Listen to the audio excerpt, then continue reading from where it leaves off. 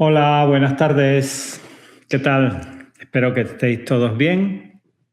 El tema de la elevación de seno es un tema que considero vital y muy importante porque, bueno, probablemente es una de las limitaciones que vamos a encontrar a la hora de hacer rehabilitaciones orales eh, prácticamente de forma diaria. Yo creo que todas las semanas tengo alguna elevación de seno, bien sea a nivel en una clínica dental, en un sillón convencional o en el hospital donde trabajo casi siempre con sedación.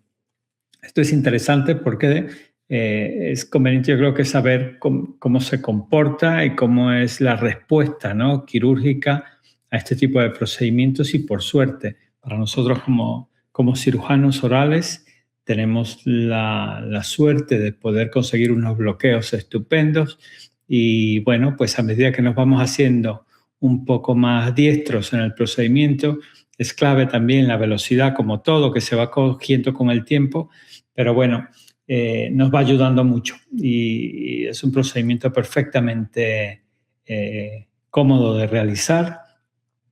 Hay veces, normalmente en esto suelo decir, vamos a empezar, que si hay que hacer dos elevaciones en el mismo procedimiento, pues bueno, se advierte, vamos a empezar con una, porque siempre se puede prolongar, pero en general es rápido y yo creo que mi intención en el día de hoy es compartir algunos trucos y el día a día que tengo yo en este tipo de procedimientos y espero que les sea de utilidad.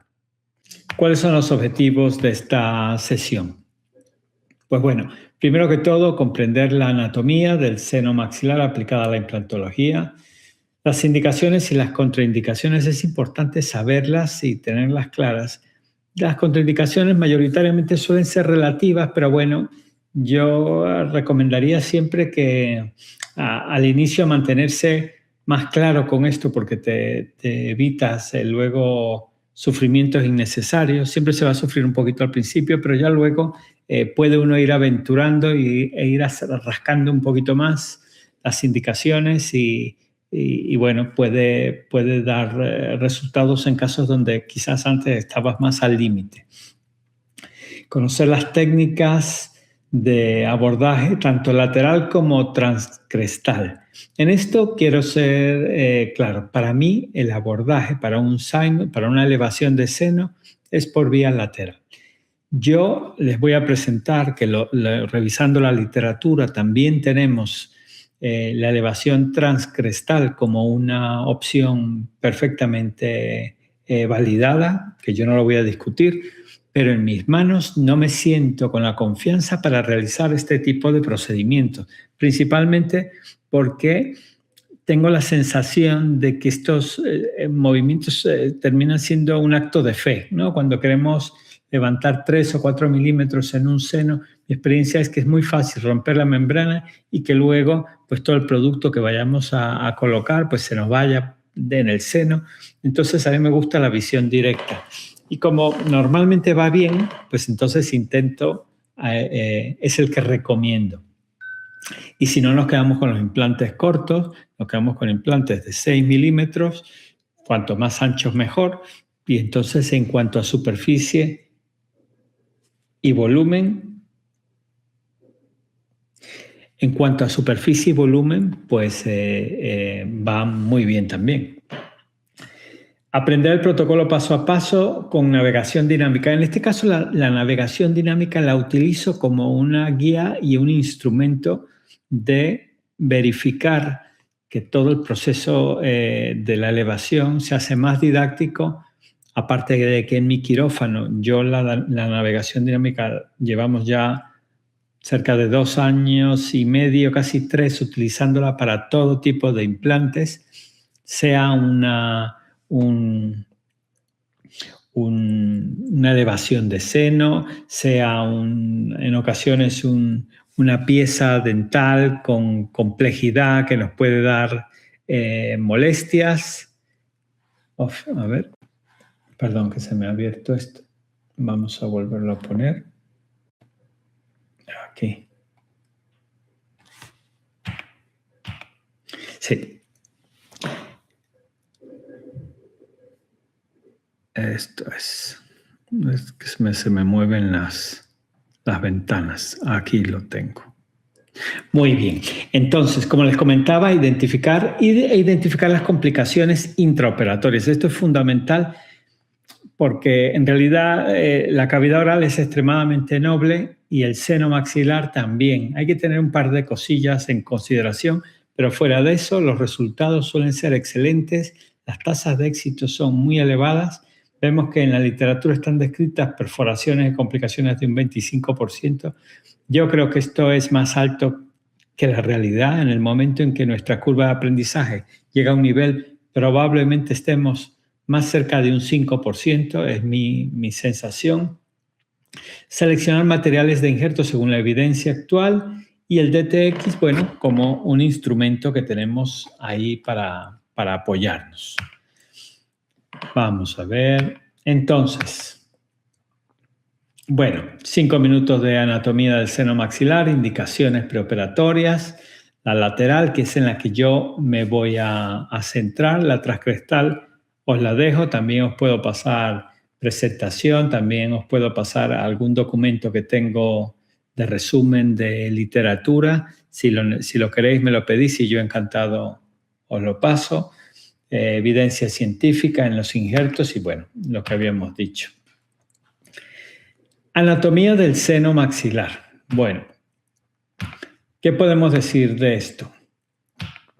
Pues bueno, si tenemos lo más claro aquí, cuando vamos a hacer una anatomía, ahora lo vamos a ver con los programas que tenemos, pues bueno, primero vamos a ver la teoría aquí.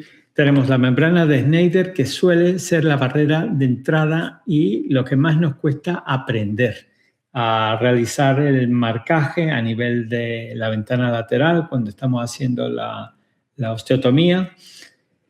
Luego tenemos la pared lateral del seno maxilar. Lógicamente ahora todo debe de acompañarse de un CBCT o un TAC maxilar, claramente para ver las características que tenemos en esa pared lateral. También la arteria alveolar posterosuperior, sabemos que es rama de la arteria maxilar, ¿verdad? De la carótida externa.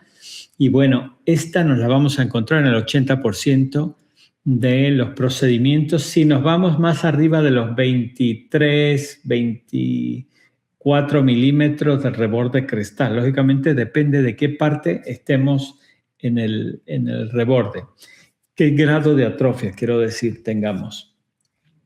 Los tabiques intrasinusales, el septum de Underwood, yo diría que es un procedimiento que cuando tenemos el tabique, yo lo dejaría pasar las primeras veces hasta sentirme más cómodo con un seno noble, amplio, que nos permita hacer una disección subperióstica, porque en mi experiencia es cuando tenemos ese septum justo en la línea donde queremos colocar el implante y ya sabemos que la colocación del implante debe ser, como se dice en inglés, reverse engineer, ¿no? Eso lo sabéis vosotros mejor que yo.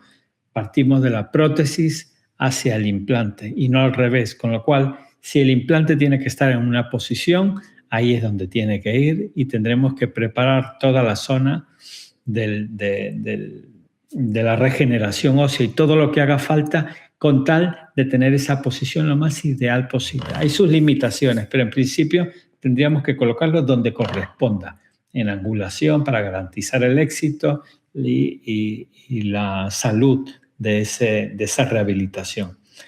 El ostium del drenaje del seno maxilar, este ocurre a nivel entre el cornete medio y el cornete inferior, en esta zona, en la parte posteromedial atrás, un poquito levantadito, con lo cual es típico que cuando hay un sangrado inicial, por eso es que en ocasiones si el paciente tiene un sangrado cuando está tumbado, puede a partir de que sangre un poquito por el seno, vamos a notar esa sensación de epistaxis posterior o de goteo, porque el paciente pues drena habitualmente por ese orificio.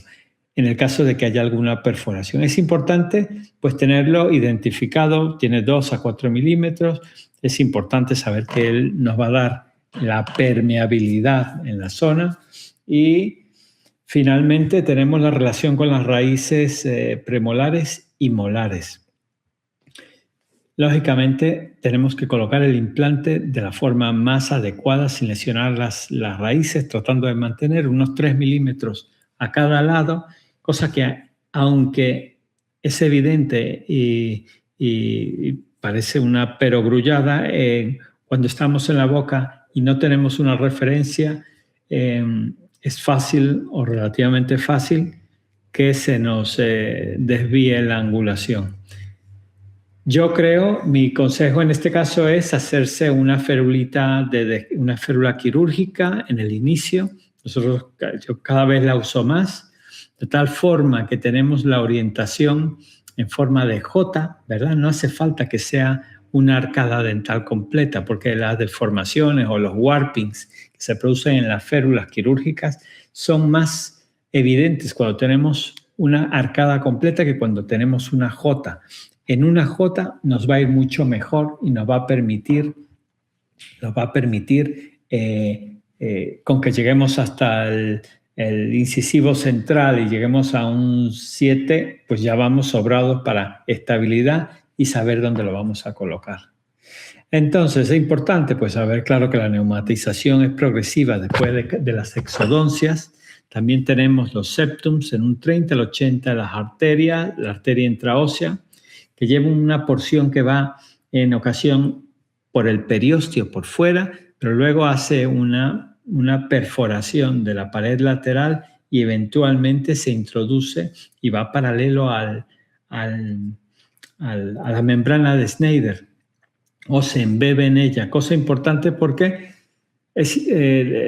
yo creo que aquí la clave es tener el protocolo a seguir en el caso de que ocurra un sangrado de estas pequeñas arterias, que aunque es frecuente y no va a traer más consecuencias, puede ser agobiante para uno realizarlo en comodidad, el procedimiento, porque empieza a sangrar y no lo controla, luego no puedes hacer una coagulación teniendo la membrana ahí porque claramente la vas a perforar, a menos que sea en el hueso, en cuyo caso ya luego lo vamos a ver.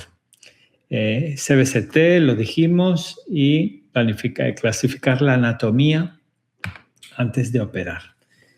Bueno, ¿qué tenemos? Existen pues la clasificación, el consenso ITI del 23, pues bueno, básicamente tenemos más de 8 milímetros, nos las podemos apañar, ¿verdad? Con un implante convencional, entre 5 y 8 es cuando surge la duda. En ocasiones podríamos morder la cortical del suelo y llegar a un 6 milímetros y con ello pues podría ir bien. En el caso de una perforación de la membrana, en estos casos yo no he tenido problema porque se introduce el implante y va a tapar esa misma perforación. Y si está toda la superficie del implante cubierta con una buena calidad y tenemos tenemos un hueso aceptable, lo normal es que nos vaya muy bien. De 3 a 5 ya no hay dudas, pues aquí nos toca hacer una elevación de seno. En la elevación de seno yo suelo siempre intentar colocar el implante en un solo procedimiento. Mayoritariamente porque luego cuando voy a abrir en un segundo tiempo, pues puede haber reabsorción ósea, es otro proceso para el paciente. En este caso me lo quito de encima. Si queda estable, y puede quedar en mi experiencia con 2 milímetros o 3, puede quedar.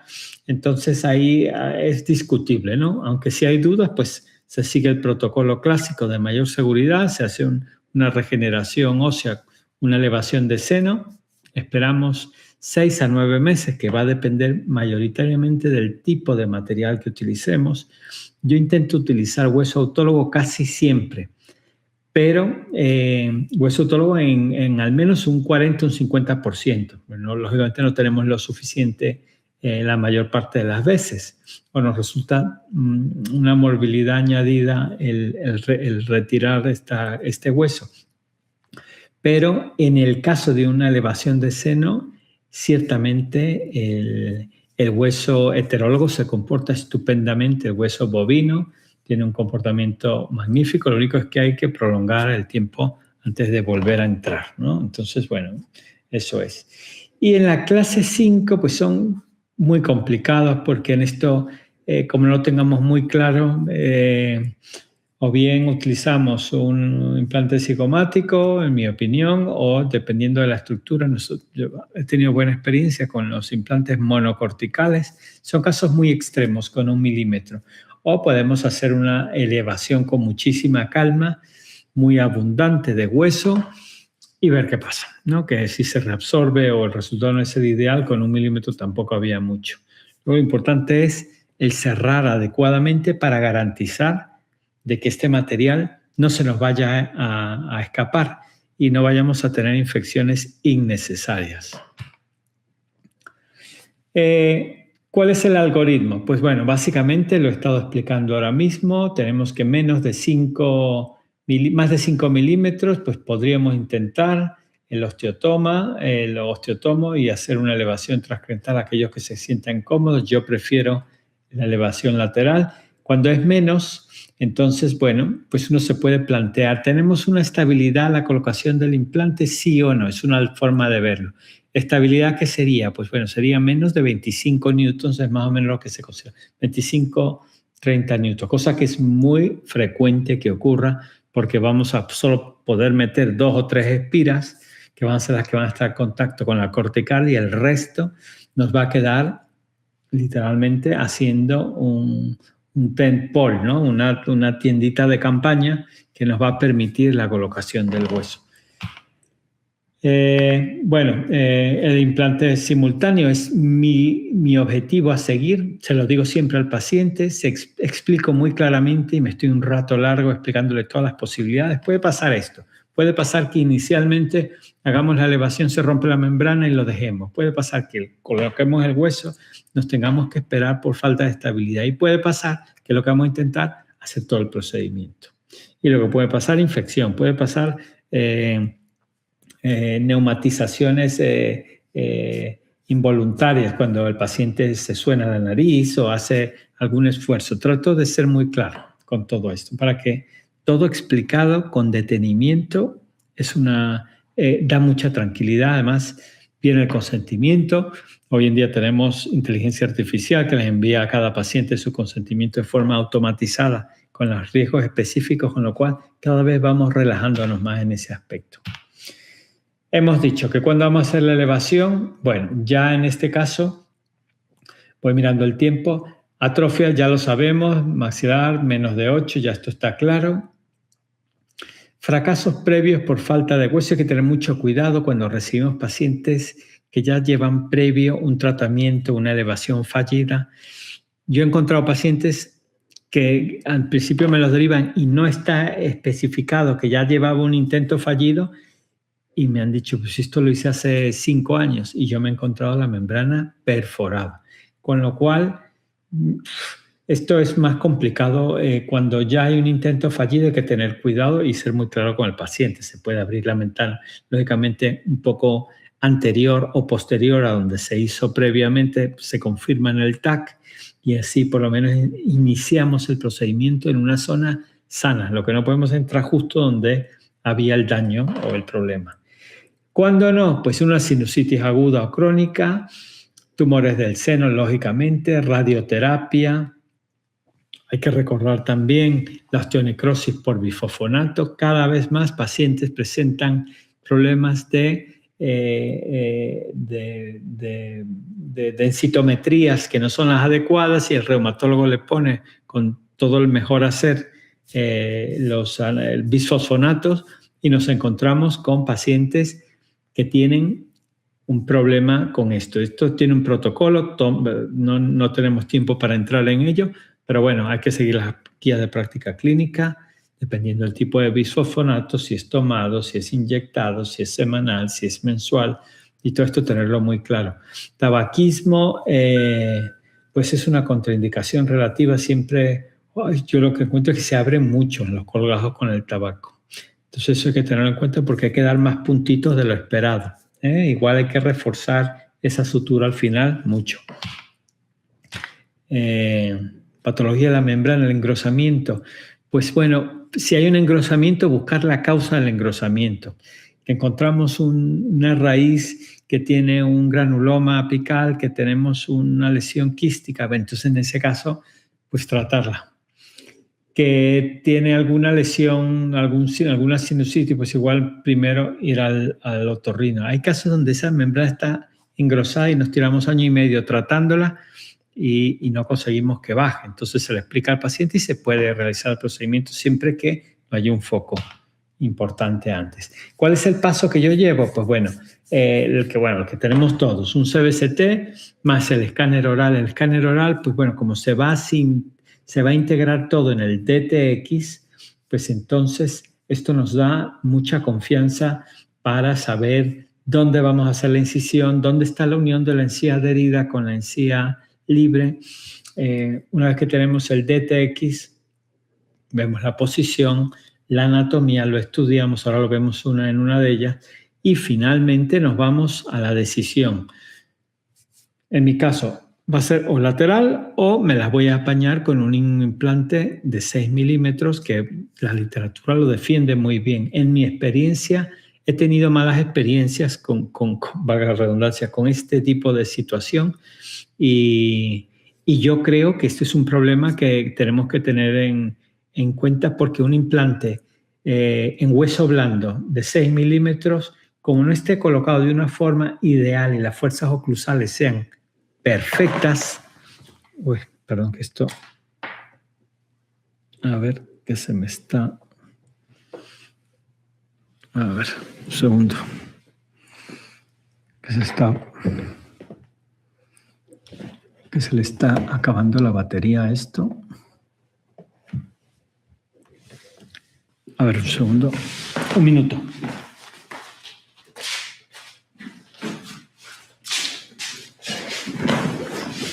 Ya lo siento, cosas del directo. Es que se me ha echado a perder un monitor justamente ahora. Y es el monitor que llevaba el poder, que llevaba la carga al ordenador.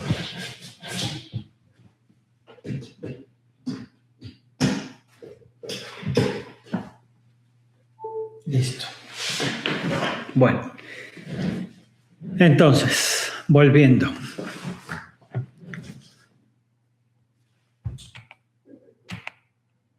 La técnica de la ventana lateral, esto lo vamos a ver con una imagen. Primero es una incisión, la incisión transulcunar, con un colgajo de espesor total. Ya sabemos que tiene que ser una base ancha, es importante la base, para tratar de garantizar la vascularización, sobre todo al inicio, cuando hacemos el colgajo y no tenemos mucha experiencia, es común que uno intente que lo haga más delgado de lo que piensa. Y luego cuando hacemos liberamos el periósteo en ocasiones para que esté más libre el cierre. Si no tenemos cuidado aquí y damos algún picotazo a la encía adherida, nos vamos a encontrar con que vamos a comprometer la vascularización. Por eso, colgajo ancho, no va a repetirse ese colgajo con un poquito de suerte y buen hacer. Va a ser la última vez que lo vamos a tener, con lo cual no debe haber problema. La osteotomía, piezoeléctrico o fresa o tungsteno o lo que queramos. En mi opinión, una fresa de tungsteno va perfecto. El piezo es una maravilla, pero es un poco más lento y cada inserto vale 450 masiva, o eso costaba al menos el que tenemos nosotros, con lo cual yo creo que no está justificado cuando va muy bien con una de tungsteno, teniendo cuidado con las técnicas adecuadas. Despegamiento de la membrana, bueno, esto es fundamental. Yo normalmente con 2 o 3, como trabajo en distintas clínicas, yo más o menos ya conozco tres elevadores de seno, un set de 3 que ya más o menos conozco, puedo pasaros las características y la angulación. Ya con ello me basta, porque ya yo sé hacia dónde voy a ir y cómo me voy a defender en el seno. Siempre empiezo por el suelo, que es donde tengo mayor contacto, y de ahí voy progresivamente levantando de forma continua y controlada el seno.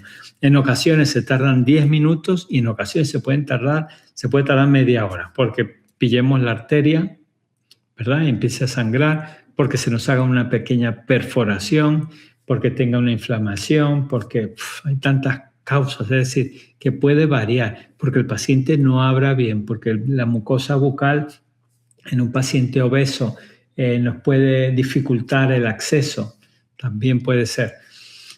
Entonces eso, pues bueno, hay que tener en cuenta el injerto de material. Bueno, yo utilizo una mezcla cuando puedo, pero en el seno es probablemente el único lugar donde después de usar he pasado de heterólogo a autólogo en su mayoría por experiencias negativas, porque he abierto, después de un tiempo a todos nos ha pasado y nos hemos encontrado un hueso que es como tiza, que no nos aguanta bien, y ante esta situación he pasado a radicalizarme con el injerto autólogo, obteniéndolo del paciente con un rascador o yo tengo una especie como de machacador de hueso, y con esto lo voy consiguiendo. Y el cierre, una membrana fundamental. Yo creo que en esto, aunque se mantenga el periósteo, una membrana de colágeno, simplemente para que los fibroblastos no invadan el hueso que hemos injertado y tengamos más calidad y esté más separado, porque esto es una de las características de éxito, ¿no? Tener todos los compartimentos bien separados y estanco en la medida de lo posible. Esta es la forma de trabajar. Pues bueno, ya sabemos nosotros que, pues bueno, cuando estamos haciendo la elevación, yo dejo este trocito de hueso. ¿Se puede dejar? Sí, se puede dejar una isla central. El problema es que a mí me da la sensación que luego entorpece. Entonces, si no lo tienes claro, haz una ventanita cuadrada. Siempre intenta irte un poquito más abajo que lo que está dibujado en esta imagen, para que cuando llegues con el fíjate, como aquí ya puedas meterte directamente con el elevador y tener un acceso. Si la haces muy alta, lo que va a suceder es que te va a costar mucho bajar. El ángulo que tienes que coger para subir no te va a dar y lo vas a pasar mal. Entonces, yo prefiero estar cerca y tener, eso sí, cuidado a la hora de colocar el implante, de que entre este pequeño puente que nos va a quedar, no tenga más, este pequeño puente que nos va a quedar, no tenga menos de 4 o 3 milímetros. Porque si hacemos un puentecito muy cortito, lo que va a ocurrir es que cuando estemos colocando el implante, que lo estamos subfresando, porque sabemos que es un hueso esponjoso, nos vamos a encontrar con que el hueso se rompe, se astilla, y entonces perdemos ese puente que es vital. Claramente aquí el orden es al revés, ¿verdad? Nosotros, mi técnica es primero meto el hueso, asegurarme de que tengo hueso aquí una vez que ya he hecho el fresado, luego coloco el implante y finalmente coloco el hueso otra vez, el material, el injerto óseo que tengamos, ¿vale? Y así ya cerramos. Ok, entonces, piezoeléctrico, el ideal, discutible. En mi opinión, tungsteno, para el día a día. No va a tener problema. Luego, el diseño ovalado rectangular, probablemente ovalado se pierde menos material. Luego tenemos la arteria, que es bueno tenerla si podemos identificarla en el CBCT mejor. Navegación, tenemos el X-Guide, localización 3D en tiempo real, control. Pues bueno, el X-Guide da una seguridad. Lo vamos a ver más adelante en uno de los vídeos. La parte crítica, ¿cuál es? Es que lo que tenemos que perder, no perder la paciencia. Cuando estamos allí tenemos que hacer progresivamente la osteotomía de tal forma que vamos viendo cómo con una irrigación moderada, no exagerada, porque entonces tampoco vemos nada, vamos encontrando la translucidez y ese color rosa que nos avisa que viene la membrana. E irlo ampliando. A la técnica transcrestal, pues ya estábamos aquí. A ver, esto. Utilizar elevadores curvos, angulación variable, por supuesto. Paredes, todo hay que elevarlo. Eso, cuando llegamos al momento, vamos a observar cómo con la respiración se pliega la membrana, tenemos suficiente espacio y calculamos, pues con 6 milímetros, si tiene 4, con 6 vamos a ir sobrados y vamos a tener la garantía de que va a caber el implante sin problema. Ok. La maniobra de Valsalva, efectivamente. Colocar una membrana, en el caso de una perforación, ¿qué hago? Pues si es pequeñita, lo que suelo hacer es recorto un trocito de membrana y la membrana la coloco en la parte posterior, antes de colocar el hueso.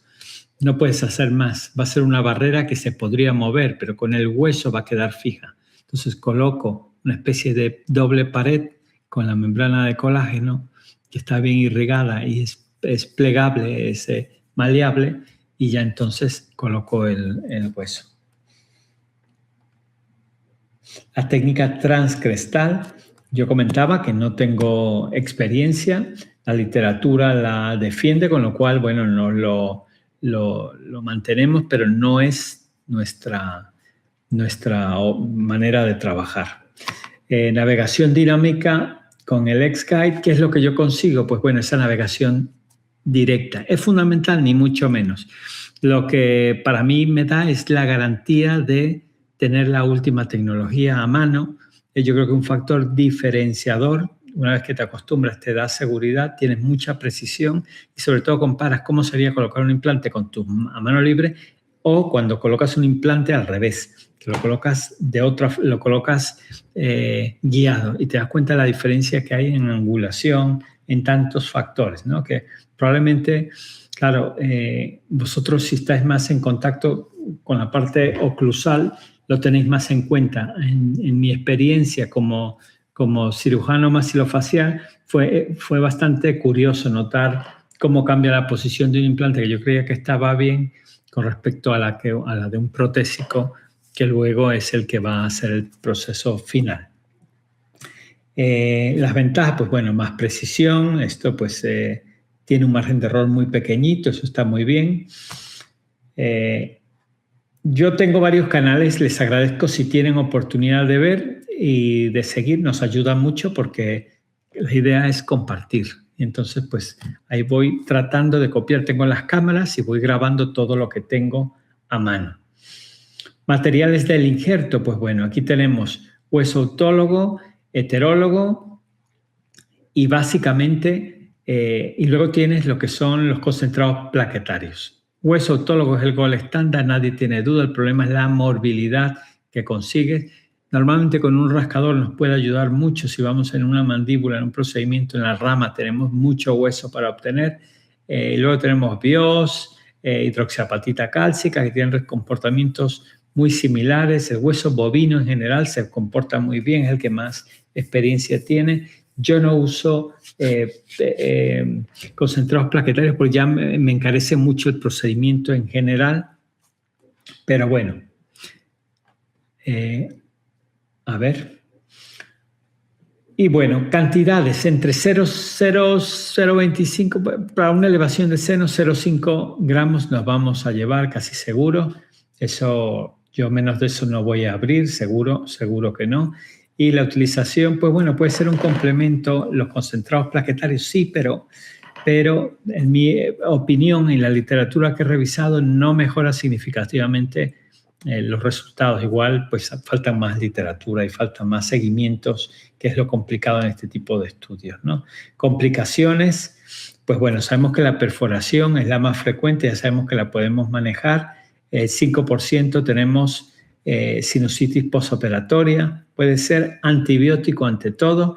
Ante una duda se hace un ciclo. Yo normalmente uso mucho la clindamicina para esta zona por los anaerobios y gram negativos que se suelen acumular.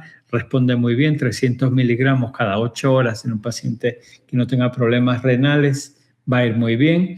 Y bueno, el manejo de la perforación ya sabemos que si es grande, pues hay que diferir. Para mí, si hay que diferir, es complicado. Hay que tener en cuenta que esas membranas no se reparan fácilmente.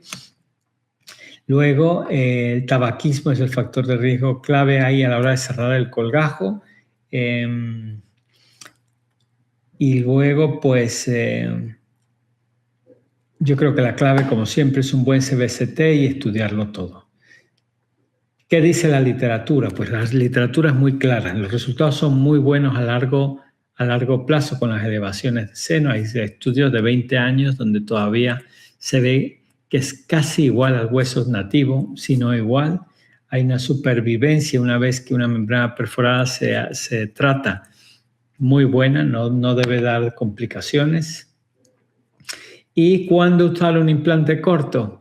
Bueno, pues menos de 6 milímetros, yo ya me plantearía una elevación de seno. 6 milímetros, pues la literatura lo que digo es, si se coloca bien y las fuerzas oclusales no es lo mismo, un incisivo central, donde hay ciertos movimientos de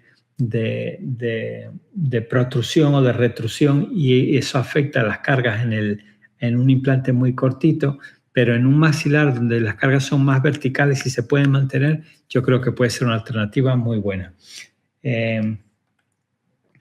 Caso clínico, pues bueno, vamos a ver esto.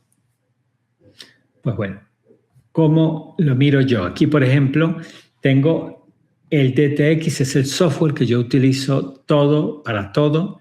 Entonces estoy planificando el implante que voy a colocar.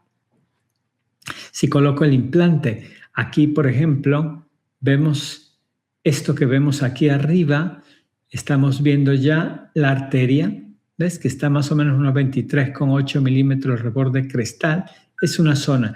Dice, ¿está en el camino? Pues casi siempre está en el camino, porque fíjate que solamente tenemos para levantar el seno, en el caso de que este paciente no lo necesita, pero si quisiésemos, pues solo hay un 10 milímetros de 9,3 antes de encontrarnos el implante, la arteria. Entonces, si nos encontramos la arteria, ¿qué es lo que tenemos que hacer? Tranquilidad. Primero que todo, si eso es una arteria pulsátil, sangrante, que agobia mucho porque da mucho flujo al inicio, pues bueno, ideal es que el paciente no sea hipertenso, que tenerlo controlado, eso ayuda mucho. Y luego, la cera de hueso, si es en la parte ósea, un poco de cera ósea puede venir muy bien porque hace una hemostasis. Una cera es como una plastilina que yo la suelo tener en las clínicas donde trabajo y coloco una gotina pequeñita y hace una compresión y oblitera esa arteria suficiente para que deje de sangrar. Si no, se introduce una gasita, introducimos una gasita y simplemente lo colocamos allí y va muy bien. Y tenemos que esperar pues 2 o 3 minutos por reloj, haciendo compresión con una gasita, con agua oxigenada, por ejemplo, se puede dejar y suele ir muy bien, no suele dar problema. Esto es pues paciencia, aguantar un poquito porque en estos casos, si está en el camino, poco más se puede hacer, no puedes esquivar. Aquí está, bueno, y bueno, pues aquí vamos analizando todo, vamos viendo, fíjate cómo tiene un engrosamiento de la membrana. Aquí pues si buscamos a ver si hay algún tipo de causa, pues puede haber muchas causas, pero bueno, ahí vamos revisando, a ver si vemos algo y en ocasiones pues no se ve, ¿no? Este es un paciente aleatorio que estaba mirando. Otra cosa que podemos ver, entonces, luego, lo que os estaba comentando, pues si vamos a colocar los implantes, nosotros, pues bueno, hacemos nuestra planificación. La ventaja que nos da a nosotros de hacer la planificación es que podemos medir. Esto, una férula quirúrgica, nos va a ayudar muchísimo. Entonces, en los primeros casos, siempre lo que estaba comentando, una férula con forma de J es suficiente, no tiene que ser una herradura. Colocamos la férula, verificamos que va bien y ya luego hacemos todo el procedimiento, levantamos, sabemos dónde vamos a tener el hueso. Incluso si tenemos duda, pues colocamos la férula y marcamos 2 puntitos con la fresa piloto y ya luego seguimos. Pero ya sabemos dónde son las emergencias y qué es lo que tenemos que buscar. A mí me da mucha tranquilidad cuando estoy haciendo la planificación eso, asegurarme que me mantenga unos 3 milímetros de la raíz y luego que por vestíbulo tenemos ese cuidado para que mantengamos también una distancia prudencial. No vaya a ser que cuando coloquemos el implante, ese puentecito óseo que nos queda entre la ventana y el implante se nos vaya a romper, cosa que es relativamente frecuente. Yo creo que pasa más de lo que uno quiere porque uno está tratando de mantener la tensión. Entonces, luego, colgajo amplio. El colgajo amplio, hacemos aquí una disección amplia de toda la zona. Ahí vemos que el periostomo lo tengo destrozado porque no me dura mucho entre que los uso, pues a veces no tengo el cuidado suficiente, lo uso como una barrera de protección. Luego pues hacemos esa membranita, tenemos ahí vamos poco a poco, ¿lo ves? Vamos haciendo ese circulito con mucho cuidado. Yo me apoyo con el dedo y así controlo siempre la presión. Lo que no podemos es tener el brazo al aire y hacer la compresión. Para mí es fundamental sentir que yo tengo un apoyo generalmente con el meñique o con el dedo anular y entonces voy haciendo el control de que no me pase en profundidad. Luego ya digo, con 2 periostotomos o 3, con 2 elevadores de seno va a ir bien porque ya conozco cuáles son los que utilizo. Y si tengo duda, pues una vez que logro meterme en la membrana de Schneider, termino de romper el trocito de cortical que siempre queda, que da miedo hacerlo con la fresa de tungsteno, entonces es más fácil con el periostotomo sacarlo. Y ya una vez que lo tenemos, pues lo irrigamos bien, aseguramos de que está todo limpio y que tenemos ese seno completamente libre. Aquí vemos el procedimiento y luego en este caso pues vamos a la parte superior para tratar de, como tenía muy poca altura residual esta cresta, entonces pues necesitaba coger un poquito de la parte superior, pero no siempre, porque si la ventana es alta, entonces es difícil que te haga falta llegar hasta arriba y tener que desperiostizar la pared lateral por arriba. Una gasita, compresión, paciencia. En este caso yo ya, pues como lo tenía todo planificado y no podía colocar en este lado, la paciente no tenía dientes, suficiente estabilidad, pues le puse un monocortical, un tornillo y le coloqué ahí pues el navegador. Que ya eso, pues bueno, ya eso es otra historia. Una férula quirúrgica nos mantiene perfectamente la posición, ¿eh? Entonces ahí pues bueno, yo voy registrando, voy controlando que todo va en su sitio. Estos vídeos los tienen en YouTube y voy haciendo la secuencia de fresado, siempre verificando que en este caso pues si no es con la férula, pues lo que voy es mirando de que yo esté cumpliendo con la expectativa que vemos en la pantalla, ¿eh?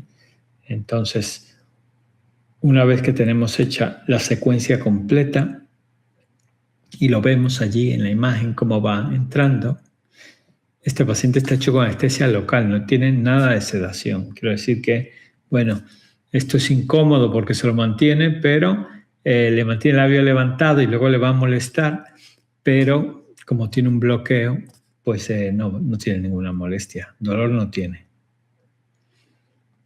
Bueno, entonces, ¿qué hago? Pues en este caso cojo un rascador y como ya tenía hecha una desperiostización de la pared lateral, termino de hacerla y me voy hacia el arco cigomático, hacia atrás. Recordemos que aquí tenemos un hueso fuerte. Por detrás vamos poco a poco rascando y podemos obtener también podríamos obtener un poquito del arbotante nasomaxilar. Justo a nivel del surco nasogeniano también podemos obtener un poquito. Células vivas, células que ayudan a que la osteointegración sea más rápida, de eso no hay duda, está la literatura confirmando que el tiempo para una carga se puede bajar a 3 meses, a 4 meses. Puedes cargar un implante, y cosa que no puedes hacer, tienes que esperar que el doble o más si lo haces con hueso heterólogo. Entonces, bueno, ahí estoy cogiendo, y ya una vez que tengo eso, termino de hacer el protocolo de fresado. Y finalmente colocamos el implante. Entonces el implante, pues lo que comentábamos, ¿cuánto? Pues esto va a ser un hueso tipo D4, ¿no? Que unidades Hounsfield pues serán menos de 200, es el hueso más blando de todo el cráneo. Y bueno, pues aquí hay que tener un subfresado, pues igual te quedas 3 fresas por debajo, ¿no? Te lo va a determinar el torque que tengas ahí con el paciente. A unas malas, intentas, si tú ves que el torque aumenta, pues te vuelves a salir y coges y pasas una fresa, pasa la siguiente, solo la inicial. Depende, por supuesto, del tipo de implante. Un implante cónico. Sí, bueno, nosotros trabajamos con los implantes mayoritariamente de Nobel, pero bueno, el Nobel Parallel, que es un implante normal, va muy bien. El Active, un poquito más agresivo, pero vamos, hay equivalentes en todas las marcas. Aquí, en cuanto al diseño me refiero. Bueno, una vez que tenemos esto, a ver, ya colocamos el implante. Aquí estoy ya finalizando, ya he colocado hueso antes del implante, ahora hueso después del implante, y me aseguro que está bien apretadito. Puedes usar el instrumento que tú quieras, que quede compactado. Y en este caso este implante no se va a cargar en 9 meses o 10, entonces no hay prisa. Yo incluso me voy un poco por fuera para dar una protección. Luego habrá que buscar el tornillo, pero bueno, esto es una membrana de colágeno de 25 por 30 por el tamaño que tiene, es una membrana grande, pero una más pequeña también, así. Esa nos serviría. Y bueno, finalmente colocamos, lo colocamos con un colgajo amplio que quede sin tensión, fundamental que quede sin tensión, y ya luego, pues aquí veo que tiene un poco de tensión, entonces lo que hago es, con mucho cuidado, lo que digo es por eso que tiene que ser un colgajo amplio, porque ahí típico error al principio es que te cortas un poco de la membrana y comprometes la vascularización.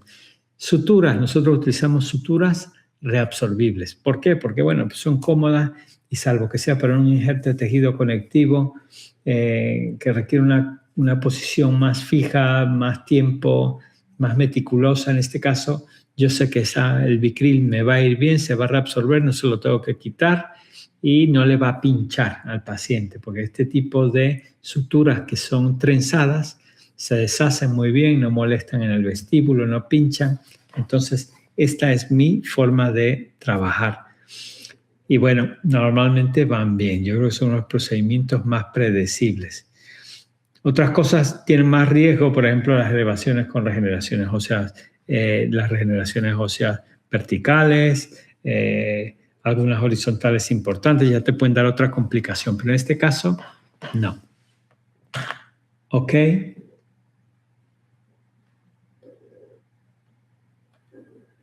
Muy bien. Aquí, ¿qué más tenía yo? Aquí, ahora lo que vamos a hacer es, yo le voy a poner a ustedes. Bueno, la conclusión, ya sabemos que es un procedimiento muy predecible. Lo único es hacer mano e ir progresivamente, siempre con el análisis anatómico adecuado, ¿no? Yo creo que es fundamental.